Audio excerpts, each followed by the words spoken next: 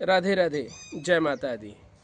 चैत्र का महीना चल रहा है, नव वर्ष शुरू होने वाला है और मेरे पास कई लोगों के फ़ोन आए। कुछ लोग मुझे मिले भी, क्योंकि मेरा कार्य है तो मुझे इस संदर्भ में लोग मिलते रहते हैं। और चैत्र के महीने में शादी विवाह के लिए या नवग्रह मुहूर्त के लिए मुझ पर दबाव भी बनाते हैं। परंतु मैं आज इस विषय के बारे में आपसे बताना चाहूँगा, क्योंकि देखो, करना ना करना ये व्यक्ति विशेष के मन की बात है, उसके अपने जिसे कह देते हैं सोच समझने की बात है, मानने न मानने की बात है। लेकिन एक जानकारी होना, एक व्यक्ति को सही बात का पता होना बहुत ज़रूरी है। क्योंकि अभी कुछ दिन पहले मेरे पास एक कॉल आया, कई लोग मिले कि पंडित जी आप तो मुहूर्त बता नहीं रहे हो, लेकिन फ़ला फ़ला पंडित जी ने हमें नवरात्रि का मुहूर्त दिया है, गृह प्रवेश का, या शादी का फ़लाँ डेट का मुहूर्त दिया है। तो इस विषय पर चर्चा करना बहुत ज़रूरी हो जाता है। चैत्र का महीना होता क्या है, पहले ये समझ लेना बहुत ज़रूरी है।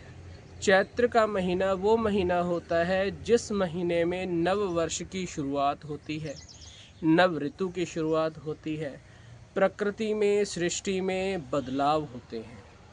लेकिन नव वर्ष शुरू होना या नवरात्रों का होना, ये आपको सूचक नहीं हो जाता कि आप इसमें शादी विवाह या गृह प्रवेश कर सकते हो। उसके लिए, मुहूर्त के लिए अलग अलग विषयों पर सोचना और देखना, ग्रह नक्षत्रों के आधार पर सोचना और देखना ज़रूरी हो जाता है। कभी भी चैत्र के महीने में गृह प्रवेश, विवाह, गृह आरंभ नहीं करना चाहिए। और ये मैं सिर्फ बता नहीं रहा हूँ आपको, बाकायदा आपको प्रूफ के साथ, आपको बाकायदा मैं प्रूफ दिखा के बताऊँगा कि क्यों नहीं करना चाहिए।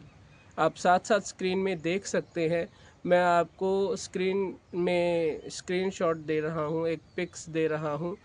जैसे मुहूर्त चिंतामणि है, या जिस पंचांग को मैं नहीं, पूरे भारतवर्ष में लोग यूज़ करते हैं और उस पंचांग को देखकर ही मुहूर्त लोगों को बताते हैं। और बड़ी विडंबना है, दुर्भाग्य है, जिस पंचांग को देखकर ब्राह्मण मुहूर्त बता रहा है और उस पंचांग की बात को ही नहीं मान रहा है। ये तो वही बात हो गई कि जिस टीचर से हमने सीखा, जिस क्लास में हम पढ़ रहे हैं, हमें जो टीचर पढ़ा रहा है, हम उस टीचर को ही गलत बता रहे हैं। तो ऐसा नहीं होना चाहिए।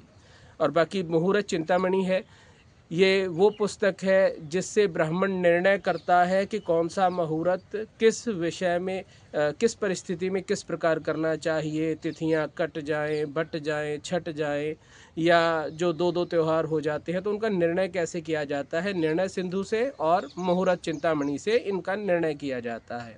उसका भी आपको मैं फ़ोटो स्क्रीन पर दे दूँगा, मेंशन कर दूँगा, आप देख लीजिएगा, पढ़ लीजिएगा। चैत्र के महीने में कभी भी विवाह या गृह आरंभ नहीं करना चाहिए। जो लोग गृह आरंभ करते हैं या गृह प्रवेश करते हैं चैत्र के महीने में, उनके घर में व्याधियाँ समा जाती हैं। कुछ ना कुछ, किसी न किसी प्रकार की दिक्कतें, परेशानियाँ आती हैं। ये मैं नहीं कह रहा, ये श्लोक कह रहा है। और कारण क्या है कि चैत्र के महीने में भगवान, जो हमारा साल है वो बटा हुआ होता है। चैत्र का महीना कभी भी एक साथ नहीं आता।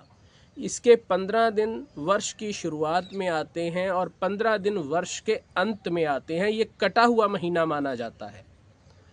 और हमारे हिंदू शास्त्र में, सनातन संस्कृति में कहा जाता है, जो चीज़ कट रही है उसमें यदि आप कोई कार्य करते हो तो वो कभी भी पूर्ण नहीं होती। कट रही चीज़ों में एक ही चीज़ आपको संपूर्ण फल देती है, और वो देती है भगवान की भक्ति, पूजा पाठ, दान, पुण्य, अच्छे कर्म। जो कर्म आपको परमात्मा के चरणों तक लेकर जाएं, उन कर्मों का पूर्णतः फल प्राप्त होता है।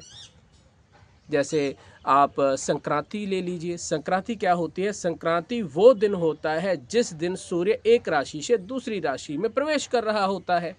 संक्रांति के दिन कभी भी विवाह, शादी या गृह प्रवेश, गृह आरंभ नहीं होता, नहीं किया जाना चाहिए, क्योंकि ये कट रहा समय होता है, यानी परिवर्तन वाला समय होता है।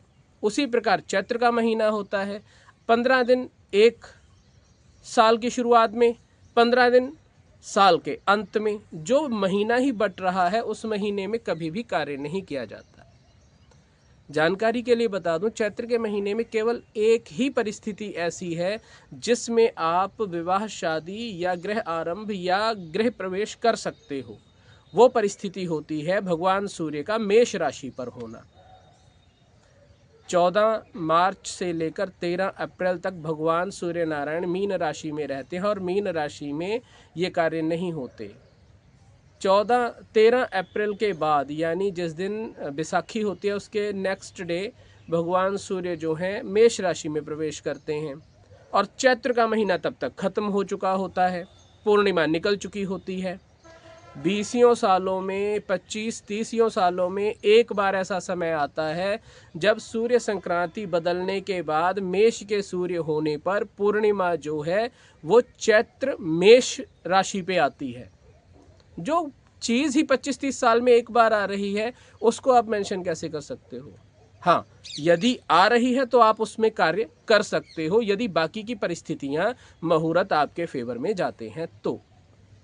मेरी करबद्ध प्रार्थना है उन लोगों से जो मुझे फ़ोन करके ज़बरदस्ती का मुहूर्त बनवाते हैं। भाई मैं ज़बरदस्ती का मुहूर्त नहीं बना सकता हूँ।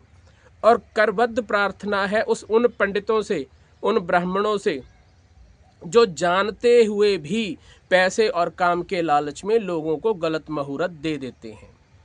अमृत सिद्धि योग का होना, सर्वार्थ सिद्धि योग का होना, इस बात की गारंटी नहीं है कि आप उसमें गृह प्रवेश या नींव रखना या विवाह का मुहूर्त दे सकते हो। उसमें बहुत सारी चीज़ों का देखना अनिवार्य होता है। हाँ, एक कॉमन है सर्वार्थ सिद्धि योग में जो कार्य नहीं हो रहा कर लो। एक यही वर्डिंग के आधार पर आप सर्वार्थ सिद्धि योग में या अमृत सिद्धि योग में गृह प्रवेश, विवाह आदि कार्य नहीं कर सकते हो। उसके लिए बाकी चीज़ों का देखना भी बहुत अनिवार्य हो जाता है। तो सभी चीज़ों का ध्यान रखें, सही कार्य करें और सही से अपने जीवन को चलाएं। मानिए ना मानिए आपका विषय है, सही जानकारी देना मेरा कर्तव्य है। मैंने आपको सही जानकारी दे दी, अब आप माने या ना माने। हो सकता है बहुत सारे लोग कमेंट में मुझे बहुत कुछ बोल दें, लेकिन मैं प्रमाण के साथ आपको बता रहा हूँ। चैत्र के महीने में इन कार्यों को करने से जीवन में समस्याएं आती हैं, वो आज आएँ, कल आएँ, परसों आएँ, कभी भी आएँ, आएंगी ज़रूर। पिछले 28 वर्ष से मैं ज्योतिष के क्षेत्र में कार्य कर रहा हूं और 28 वर्ष में जो मेरा पर्सनल अनुभव है, जितने मैंने चैत्र के महीने में विवाह, शादियां, गृह प्रवेश देखी हैं, 95% लोगों के यहाँ मैंने उसके बाद में परेशानियों को घटित होते हुए देखा है। ये मेरा पर्सनल अनुभव है और जो शास्त्र कहता है वो भी यही कहता है। तो कृपया ज़बरदस्ती का मुहूर्त न बनाएं, जो बनता है वही बनाएं। ब्राह्मण के मुख से ज़बरदस्ती अपने शब्दों को न निकलवाएं, मेरी करबद्ध प्रार्थना है। और बाकी यदि किसी को मेरी बात बुरी लगी हो, लगती रहे। सत्य बोलना मेरा कर्तव्य है। यदि सत्य आपको चुभता है तो बेशक आप मुझे कुछ भी बोल सकते हैं। राधे राधे।